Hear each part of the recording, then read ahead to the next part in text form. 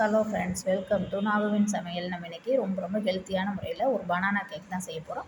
இந்த கேக் செய்கிறதுக்கு எலக்ட்ரிக் பீட்டரெல்லாம் தேவையில்லை, விஸ்க் இருந்தாலே போதுமானது. அது எப்படி செய்யுதுன்னு இப்போ பார்க்கலாம்.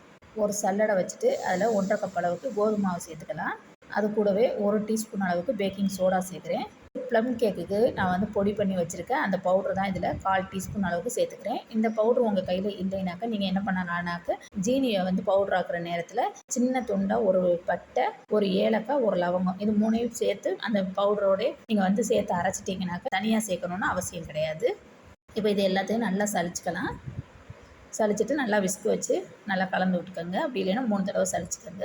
இப்போ 4 வாழைப்பழம் தோல் உரித்து எடுத்து வச்சுருக்கேன். அதை நல்லா ஃபோர்க் வச்சு நசுக்கி எடுத்துக்கலாம். ரொம்ப நைஸாகவும் நசுக்காமல் கொஞ்சம் 1-2 இருக்கிற மாதிரி பார்த்துக்கோங்க. இப்போ ஒரு க்ளீனான ஒரு பவுல் எடுத்துகிட்டு அதில் 2 முட்டையை வந்து உடச்சி ஊற்றிக்கலாம். அது கூடவே கொஞ்சமாக ஒரு பிஞ்ச் அளவுக்கு உப்பு, 1 டீஸ்பூன் அளவுக்கு வெண்ணிலா எசன்ஸு, ஒரு 1/4 டீஸ்பூன் அளவுக்கு பனானா எசன்ஸ் சேர்க்குறேன். அப்படி பனானா எசன்ஸ் சேர்க்கலைனாலும் கூட பரவாயில்ல, ஏன்னா நம்ம வந்து ஃப்ரெஷ்ஷான பனானா சேர்க்குறதுனால இந்த எசன்ஸ் சேர்க்கலைனாலும் ஒன்றும் பிரச்சனை இல்லை.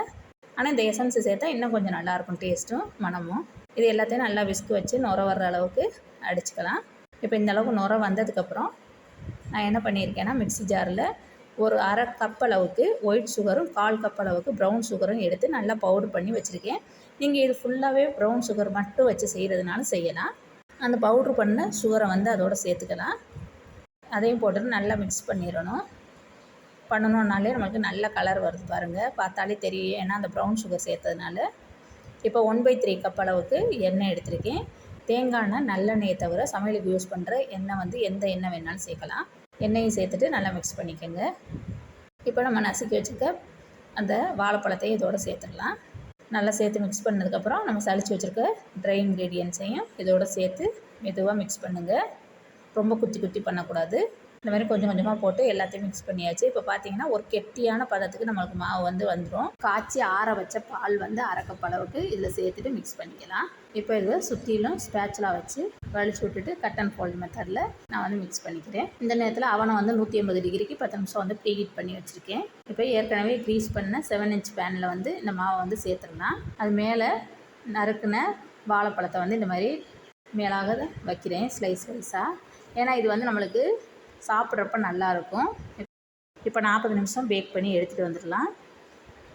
இப்போ பாருங்கள், சூப்பராக நம்மளுக்கு பனானா கேக் வந்து ரெடி ஆயிடுச்சு. இந்த ப்ரௌன் சுகர் சேர்த்ததுனால கலரும் பாருங்கள் எந்த அளவுக்கு நல்லா டார்க்காக இருக்குன்னுட்டு. நம்ம சேனலில் baking class, online offline baking கிளாஸும் எடுத்துகிட்ருக்கோம். தேவைப்படுறவங்க ஸ்க்ரீனில் தெரியிற வாட்ஸ்அப் நம்பருக்கு கான்டாக்ட் பண்ணி டீட்டெயில்ஸ் வந்து தெரிஞ்சுக்கோங்க. இப்போ அதை கட் பண்ணி பார்த்துடலாம்.